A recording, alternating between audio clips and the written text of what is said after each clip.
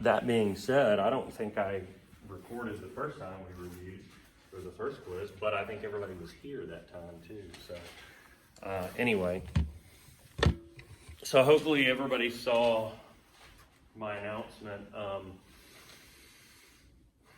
The Equiano excerpt from the Life of Wallo de Equiano, where he talks about his experience in the Middle Passage, was originally, if you look at the course schedule, under quiz 1, but we didn't get to the slave trade, so that pushed on into this quiz period, which regrettably means you have to read that, and more lengthy excerpts from Harriet Jacobs' Incidents in the Life of a Slave Girl. That being said, the Equiano excerpt is pretty short. So that shouldn't take you very long. The Jacobs excerpt is a little bit longer because it kind of plucks from not each chapter, but numerous chapters. But it's at least super interesting. Terrible, of course, but at least compelling. So some of you may have read it already, I don't know. But I can tell you, that's 2 readings, so that there will be 2 questions from Equiano, 2 questions from Harriet Jacobs. Let me see. Most of those are going to be written response too, so it's not like you can be like multiple choice, let me skim and see what I can do. I mean, the idea is that if you've read that, you should be able to relatively easily in your own words tell me, like, for example, Equiano is obviously talking about the miserable conditions on ship in the Middle Passage. So you should be able to be like, okay, if I ask you what were some of those horrible conditions, here's what Equiano talks about, right? Here were some of the hardships on board that he mentioned. Here are some of the horrifying things that he witnessed on board the ship.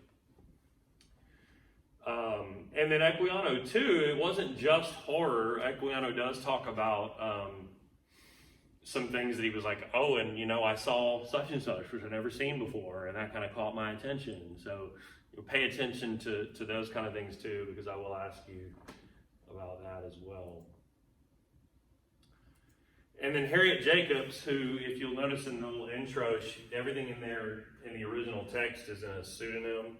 So she refers to herself as Linda and other people by other names, even though historians have subsequently gone back and be like, okay, this is this real person and this is this real person. She walks you through her early life as a slave, which when she was a kid, she says was relatively happy, until sort of bit by bit the realities of chattel slavery sort of... when she turned 15 and all that. Say again? When she turned 15, she said that's when it changed. Yeah, when she turns 15, it really goes off the rails. What happened? And she get raped by her master doctor. Flint in the pseudonym text, yeah. Yeah, and then she ended up having a kid, and now she escaped, and she's hidden under a cabin or something? In a attic crawl space, right?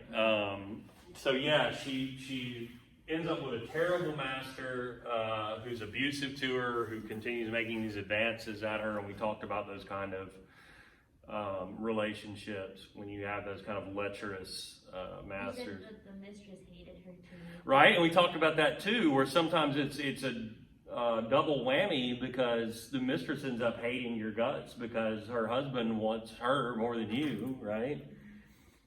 And she's caught in that miserable situation for a long time, and ends up meeting this young white man who has affection for her, and it promises of purchasing her freedom, but her owner won't have it. And she ends up in that situation you mentioned, where it's almost unthinkable conditions for, according to her, 7 years, right? So be aware of all of that, the conditions she eventually finds herself in, and then what sort of happens after that. Because she does eventually, there is something better on the back end. Otherwise, of course, we wouldn't have this memoir. So kind of just be aware of the different phases, I guess, of her life. And if I were to ask you about one phase or the other, you could tell me sort of in general what she's experiencing. Then we come to this quiz period. We had what ended up being 2 films and bookending 1 long lecture that sort of spanned over 2 classes. So we had Slavery: The Making of America, episode 2, which was the Liberty is in the Air, sort of here's what slavery looked like around the time of the American Revolution. So you should have some notes from that. And then we had the American Slavery Part 2 lecture, which again stretched over a couple of class periods. And then we had Slavery: The Making of America, episode 4, which was the Emancipation episode, right? So some things to keep an eye on or think about. One of the things that I think both films talked about and I talked about was this idea of ordinary or everyday resistance. We talked about obviously the more extreme forms of resistance like running away, and of course there are several examples of rebellion you should be aware of that we talked about. But I want you to be able to speak to what is this concept of ordinary or everyday resistance that we've discussed. From the American Revolution, Liberty is in the Air film, episode 2, it is discussed what was the role of black people in the American Revolution, what was George Washington's position initially, and how did that change, and what role do black people, both free blacks and enslaved people, end up playing in the war itself. Another thing that I talked at some length about in the lecture there in the middle was how slavery looks different in both time and place. So we talked about the difference between the charter generations and how slavery looked a little bit different in those earliest generations versus how it looks a little bit later during the revolutionary generations. And then we looked at the Cotton Kingdom generation too. And that looks a little bit different too. But remember, it's not just time, it's also place. So slavery in the Low Country or in the Chesapeake, the old tobacco and rice growing regions, looked a little bit different than it does when we talk about the Cotton Kingdom. Specifically in terms of the task system versus gang labor. So you should be able to identify, what's different about slavery in terms of this generation versus the later ones, and to old school tobacco and rice growing regions versus the gang labor system of the Cotton Kingdom. So the old tobacco and rice growing plantation regions work generally on the task system. Later it's gang labor if you're looking at the Cotton Kingdom. And two, when we're talking about that 30-year period where cotton was king, this would be after the Stono Rebellion, this would be after Gabriel Prosser, this would be after Denmark Vesey, this would be after Nat Turner. 4 different rebellions that either I or your textbook or the films talk about, all of which bring about a sort of crackdown in terms of any quote-unquote freedoms that enslaved peoples had. Those are whittled away anytime white people get terrified by the prospect of these rebellions.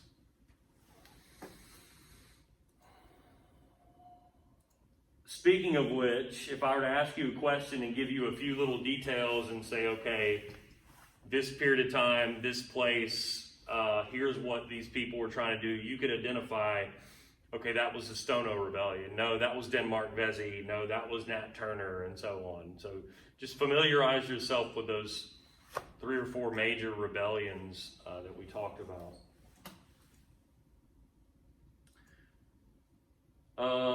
Towards the end of the lecture, and I think it was just the one, again, long lecture this time, along with the 2 films,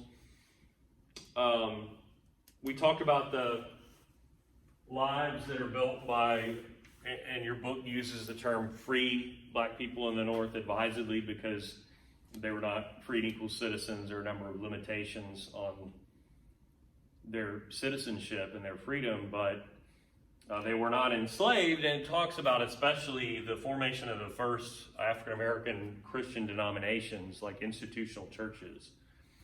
So pay particular attention to the origins of those churches, and then it shifts to the South and talks about the earliest beginnings of institutional churches there, which, as you know, to tie this back in with my last sort of reminder, after Denmark Vesey's rebellion, they kind of put they put a stop to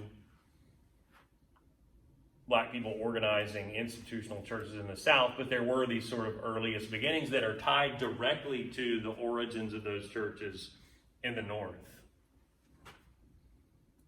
And of course, we'll have a resurgence after emancipation. Speaking of emancipation, I talked in here, and I believe this was potentially during one of the pauses, and we were watching the film in here, the episode 4 Emancipation film. I paused it several times to sort of reinforce things or set things up. So those of you that weren't here may not have the benefit of that, because I don't think I recorded that. So you may want to, delve into your textbook for this, or talk to your classmates. But one of the particular things I spoke to was kind of contextualizing and parsing through, or getting really into, what did the Emancipation Proclamation do and not do. And I think eventually the film kind of showed you that the Emancipation Proclamation didn't really you could make a case it didn't really free anybody. Didn't do anything to slavery in the border states, was strictly issued as a means of helping to win the war by, allowing the Union to use what effectively was a free labor force for the South. But that being said, it did inspire slaves to run away with the knowledge that they would no longer be considered contraband. Remember, in the earliest days of the war, if slaves ran away, they'd be seized by the Union Army, but still considered contraband, which is to say property, i.e. not free. The Emancipation Proclamation changed that. And of course, it changed the very nature of the war itself. And I think the film did a good job, at least, of showing you that point, that for all that it didn't do, for all that it would take the 13th Amendment to the Constitution to actually end slavery everywhere, including in the border states, it at least begins the process of making this a war about what Lincoln called the United States experiencing a new birth of freedom. And then finally, the main character subject of that episode 4 was Robert Smalls. And you should be able to tell me about, the life of Robert Smalls, and kind of make note of the major events in his life that the film depicts. And we're actually, after this quiz, when we talk about Reconstruction, we'll talk a little bit more. We're not done with Robert Smalls. His career continues. So, and in fact, would have continued in the film, but remember, I kind of cut it short when the war was over, because we'll have a whole lecture on Reconstruction on Wednesday. That is all. Are there any questions? Yes, the 4 rebellions you said were Denmark, Vesey, Nat Turner, Stono. I mentioned Gabriel Prosser is mentioned in your textbook, but only really briefly. So I think you've got the major 3 there. In chronological order, they would be Stono, Vesey, and then Nat Turner. So just as long as you're familiar with a few of the details of those 3, I think you're good. Okay. What else?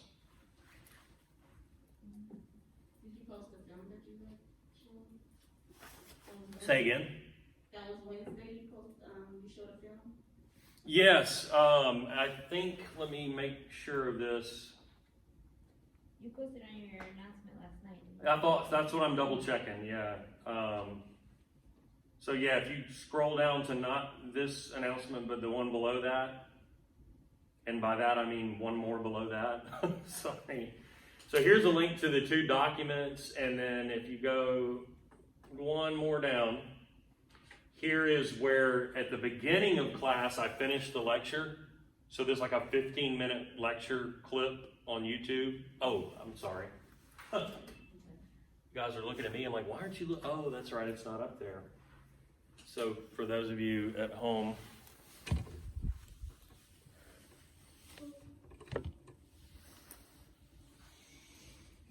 here is a link to YouTube clip of me finishing the lecture, and then here's a link to episode 4 of the Slavery to Making of America film. And this would be the first part of the lecture and episode 2 of Slavery Making America. So you would have this film, and the lecture that's split into these 2 parts. That's your content for this quiz, plus, again, these 2 readings. So in other words, if you look at your schedule, it'll list the film in 2 lectures. Basically, I just substituted the Emancipation lecture for episode 4 of Slavery Making America, because I frankly didn't have time to put together a lecture, and we were all tired, and we had to finish that other lecture, and I just thought that would be the easier way to go. So, what is the deal with all the weird papers left on the desk? It's weird. They are there. Huh. It was from the last class. Other questions? Anything at all? All right, well, I think I left it open through Thursday. I think that's correct. Double check me on that. But and you've got a couple of days to go over everything. Let me know if you have questions. Make sure you're prepared before you start the quiz. You'll have an hour like last time. Mix of written response, short written response. Again, and most of y'all did well on quiz 1, so you know this. I'm not expecting an essay on every one of those, but also I do expect more than a word or 2 or a sentence. There will be some multiple choice. I think I'll fill in the blanks or 2. But you've got everything you need between the schedule and the announcements here on iCollege with all the links. If any of those are bad, you let me know. They were all good as of yesterday. So don't get bogged down in the Harriet Jacobs reading thinking you gotta remember every single little detail. If you've read it and kind of skimmed over it prior to opening the quiz, you're gonna see the question and go, oh yeah. Or you can you can make some underlines or notes, or cut and paste it into a Word document and make some highlights or something. Just kind of jog your memory. I just don't want you to panic saying, oh my God, that's so much to read. It's not that much. It's not that much. I mean, I read it all, both documents in one sitting last Yeah. night. So, I mean, it's not, Not that bad. it's not that bad. I'm easing you into roundabout quiz 4 where I'm just going to unload a massive amount of reading onto you. I'm kidding. But it will be, there will be about a period there where it will be a little heftier. I got you reading some intellectual essays from Ta-Nehisi Coates and stuff like that, but you don't have to worry about that yet. Okay. Anything else? Okay, well, appreciate y'all being here, especially the weather is atrocious. Everybody thinks it's a holiday. I mean, I guess it is to some people. And traffic was abysmal for some reason. I don't know, I can't imagine why, but it was. You would think there'd be fewer people on the road. Yeah. Unless people are like, if winter break going on. I mean, who the hell would go on vacation in this crap now? I don't know. Anyway. Okay, well,